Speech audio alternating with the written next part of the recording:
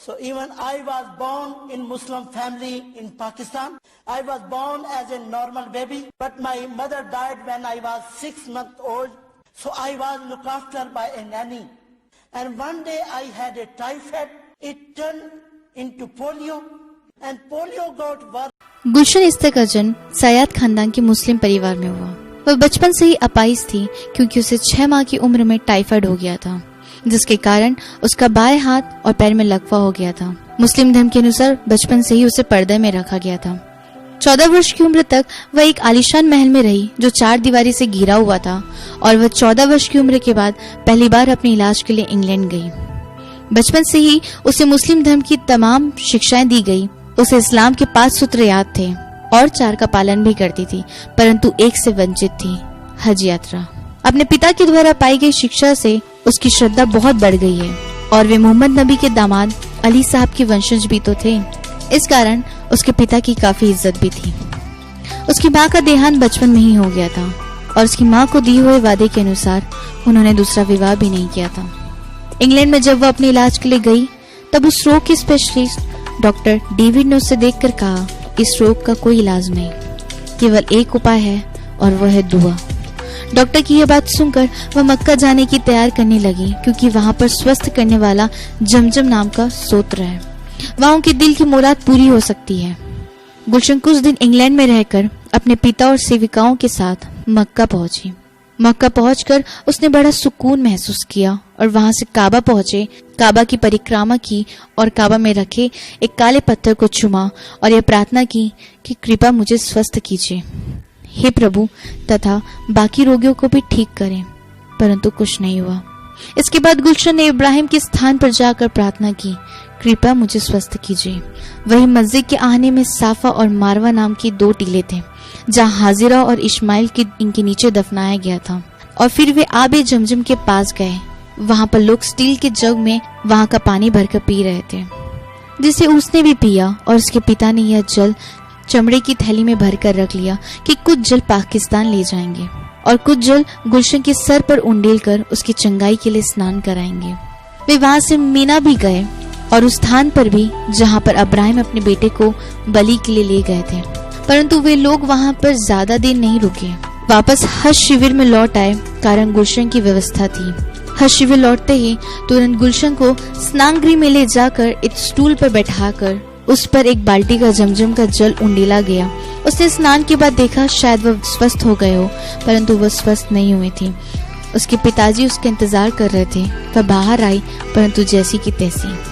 वह हज करके वापस अपने घर लौटी। लोगों ने उनका स्वागत सत्कार किया। घर आते ही कुछ दिनों में उसकी बड़ी बहन की शादी हो गई। गुलशन ने अपाहिज अवस्था में ही अपने घर में रहकर मैट्रिक की परीक्षा पास की।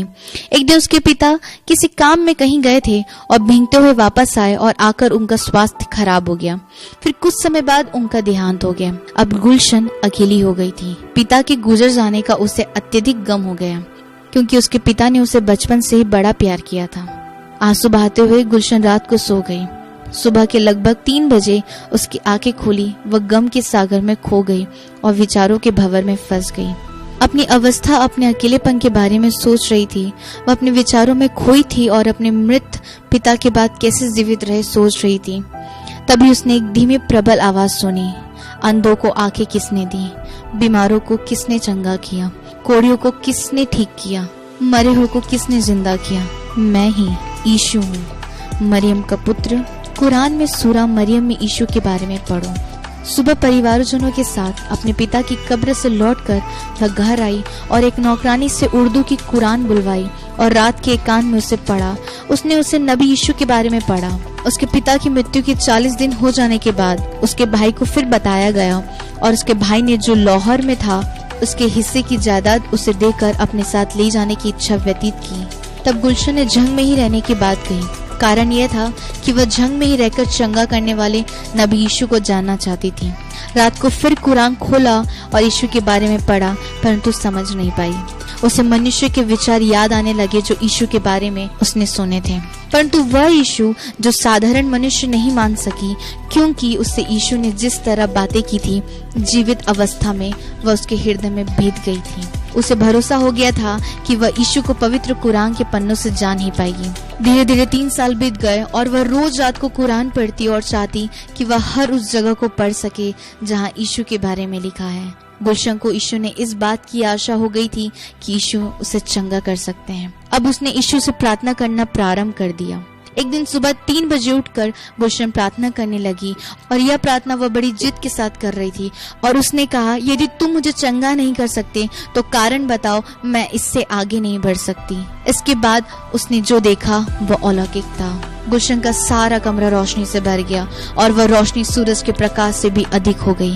गुलशन ने घबरा कर अपना मुंह ढक लिया। उसने सोचा कि बाग का आली आम के चोरी हो जाने के डर से लाइट जलाया है, परंतु ऐसा नहीं था। ये रोशनी उसकी नहीं थी। गुलशन ने कमरे की खिड़की दरवाजे अच्छी तरह से बंद थे। अपनी पलंग से कुछ दूर गुलशन ने लंबे लंबे चोगे पहने कुछ आकार देखे। यह 12 आकार एक पंक्ति में खड़े थे और इनके बीच में 13वां आकार उसने कुछ अधिक लंबा और अत्यधिक प्रकाशमान था। गुलशन पसीने से तर हो गई थी। उसने सिर झुकाकर पूछा, हे ईश्वर, ये कौन है? दरवाजे और खिड़कियां बंद होने के बावजूद अंदर कैसे आ गए? इतने में एक आवाज सुनाई दी, गुलशन उठो, मैं मरियम का पुत्र यीशु हूँ। यही वह मार्ग है जिसे तुम खोज रही हो। तुमने मुझसे प्रार्थना की, देखो तुम्हारे सामने खड़ा हूँ, तुम उठकर मेरे पास आओ। यीशु, मैं अपाहिज हूँ, कैसे आ सकती हूँ? यह कहकर गुलशन रोने लगी। मैं यीशु हूँ, तुम उठकर मेरे पास आओ। उन्होंने फिर कहा। गुलशन असमंजस में सोच रही। तीसरी बार यीशु ने कहा, बेटी उठकर खड़ी हो जाओ। 19 साल की गुलशन के अपाहिज जीवन में एक नया जीवन प्रवाहित होने लगा। पहली बार पैर जमीन पर रखकर वह खड़ी हुई, फिर कुछ कदम दौड़कर यीशु के पैरों के पास जा गिरी। सूरज से भी अधिक प्रकाशमान वह स्वच्छ रोशनी ने उसे ढक लिया। वह रोशनी उसके दिल दिमाग में फैल गई और उसे कई चीजें समझ में आने लगी। यीशु ने अपना हाथ बढ़ाकर गुलशन के सर पर रखा। उसने उसकी हथेली में एक छेद देखा। उसके हाथ से निकलने वाली किरणों का प्रकाश गुलशन के हर वस्त्र में पड़ते ही सफेद दिखाई देने लगे। फिर वह गुलशन से बोले, मैं यीशु हूँ, मैं इमानुएल हूँ, मैं ही मार्ग, सत्य और जीवन हूँ। मैं हमेशा जीवित रहने वाला हूँ, शीघ्र ही इस संसार में वापस आने वाला हूँ। देखो, आज से तुम मेरी गवाह हो। तुमने अभी आंखों से जो कुछ देखा उसे मेरी प्रजा तक पहुँचाना। आज से मेरे जन तुम्हारे जन हो गए हैं। पूर्ण विश्वास से मेरी गवाही मेरी प्रजा को दो। तुम्हें इस वस्त्र और अपने शरीर को संभाल कर कलंक रहित रखना होगा। तुम जहाँ भी जाओगी मैं तुम्हारे साथ रहूंगा। आज से तुम इस प्रकार प्रार्थना करो, हे हमारे पिता, तू जो स्वर्ग में है, तेरा नाम पवित्र माना जाए, तेरा राज्य आए, तेरी इच्छा जैसे स्वर्ग में पूरी होती है वैसे इस पृथ्वी पर भी पूरी हो। हमारे दिन भर की रोटी आज हमें दे, और जिस प्रकार हमने अपने अपराधियों को क्षमा किया है वैसे ही तू भी हमारे अपराधों को क्षमा कर, और हमें परीक्षा में ना ला परंतु बुराई से बचा, क्योंकि राज, पराक्रम और महिमा सदैव तेरी ही है। आमीन। ये बात गुलशन के मन में बैठते तक उन्होंने कहलवाया। गुलशन का मन अवर्णनीय आनंद से भर गया। उसने जब अपने सूखे हाथ और पैरों को देखा तो वे पूर्ण स्वस्थ हो गए थे, परंतु कुछ दवाइयों के असर से उत्पन्न कुछ दाग शेष रह गए थे। गुलशन ने यीशु से पूछा, क्या दाग ऐसे ही रहेंगे? यीशु ने कहा, तुम्हें मेरे लिए एक गवाह बनकर रहना अवश्य है। फिर धीरे धीरे वे आकार अदृश्य हो गए। गुलशन कमरे के बीच में अकेली सफेद वस्त्र पहने खड़ी रह गई। उसके परिवारजनों ने जब उसे देखा तो अवश्य चकित हो गए। उनके पास शब्द नहीं थे।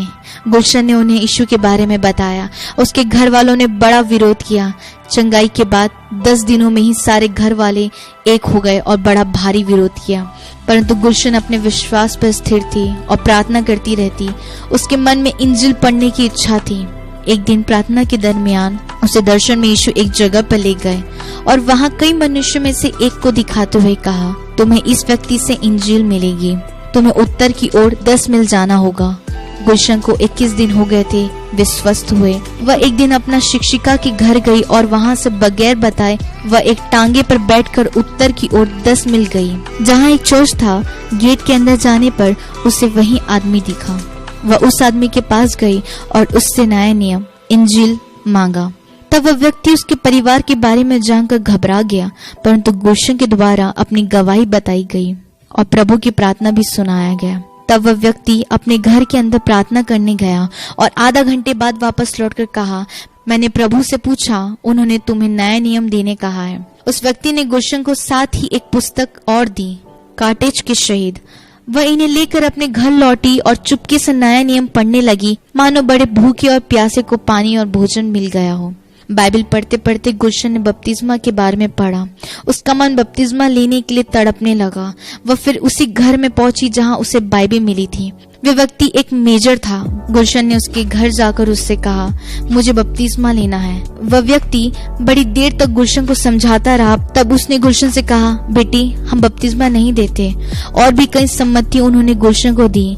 गुलशन ने अपने आप को तैयार किया, अपने घर गई और अपना घर परिवार सब छोड़कर मेजर के घर पहुंची। एक मेजर और उनका परिवार उसे लाहौर ले गया। वहां उसे असलम खान पादरी के घर पर रखा गया।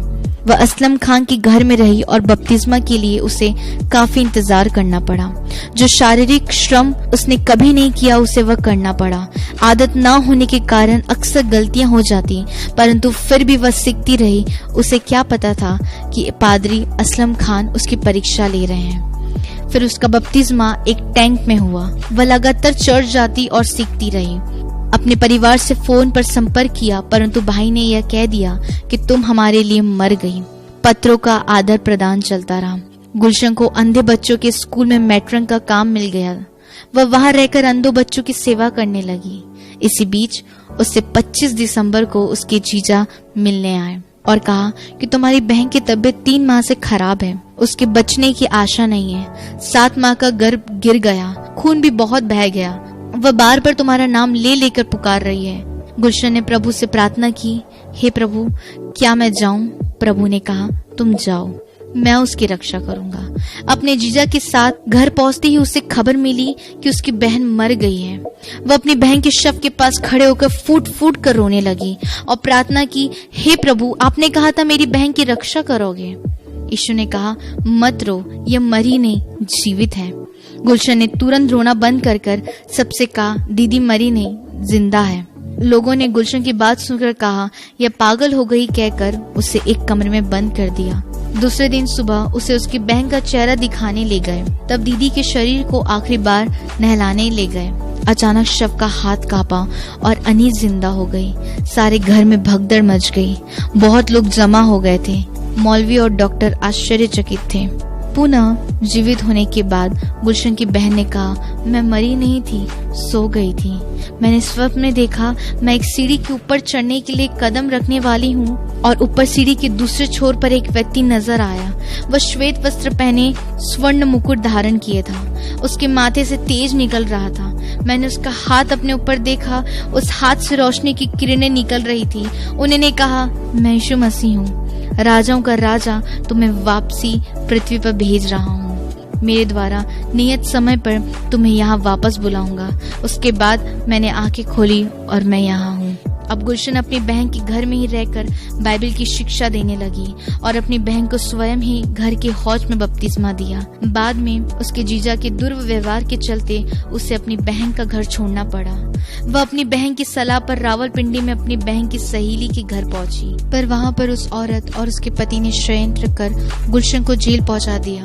जेल में गुलशन के व्यवहार के कैदी महिलाओं के जीवन में यीशु की ज्योति जली। फिर अपनी बहन के हस्तक्षेप से वह जेल से छूटकर एक अखबार में काम करने लगी। इस बीच उसकी सहायता कई मसीह परिवारों ने की। वह जहाँ जाती वह उसे अपने गवाही के कारण अपने जाति भाइयों से कष्ट उठाना पड़ता और उसे अपनी गवाही पर स्थिर रहने के कारण प्रेस रिपोर्टर की नौकरी से भी हाथ धोना पड़ा। कुछ समय बाद फोरोमोन क्रिश्चियन कॉलेज की कलीसिया के प्रमुख आकार गुलशन से मिले और उसे अपनी कलीसिया में प्रचार करने के लिए बुलाया और वहीं से गुलशन के जीवन में नया मोड़ आया और वह निरंतर मसीह के प्रचार कार्य में आगे बढ़ती गई। उसने अपने देश ही नहीं परंतु विदेशों में भी अपनी गवाही दी और बार बार परिवार से प्रताड़ित होती रही। फिर भी उसने यीशु मसीह के चेहरे की ओर देखा और उसका चेहरा मसीह की ज्योति में चमकता रहा।